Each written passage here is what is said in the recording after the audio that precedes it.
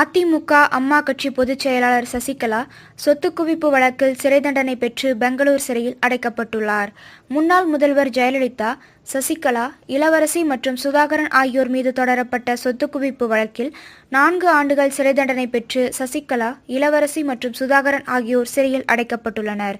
பெங்களூரு பரப்பன அக்ரஹார சிறையில் உள்ள சசிகலாவை அமைச்சர்கள், நிர்வாகிகள் மற்றும் முக்கிய புள்ளிகள் மட்டுமே தொடக்கத்தில் சென்று பார்த்த வண்ணம் இருந்தனர். அதன் பிறகு அவரை யாரும் அவ்வளவாக சென்று பார்ப்பதில்லை என்று கூறப்பட்டது.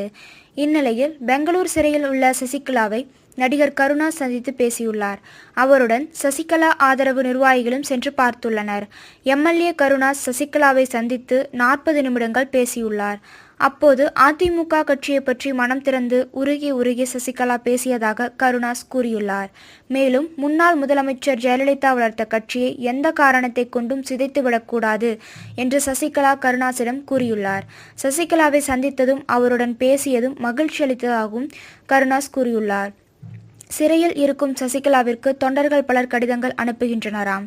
அதற்கு நாள்தோறும் சசிகலாவும் பதில் எழுதி வருவதாகவும் சசிகலா தெரிவித்துள்ளாராம். அதிமுக கட்சி உடைந்து கிடக்கும் நிலையில் இணைப்பு பற்றி ஒரு பக்கம் பேசப்பட்டு வருகிறது. ஆனால் அதற்கு எதிர்மறையாக இரு தரப்பினரும் பேசி வருகிறார்கள். இன்னொரு பக்கம் தோப்பு வெங்கடாச்சலம் போன்றவர்கள் தனி ஆலோசனை கூட்டத்தை நடத்தி பரபரப்பை ஏற்படுத்தினார்கள்.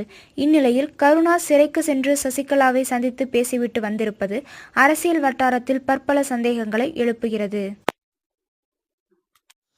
இது போன்ற செய்திகளை உடனுக்குடன் அறிய டாப் நியூஸ் சேனலை சப்ஸ்கிரைப் செய்யுங்கள். நன்றி.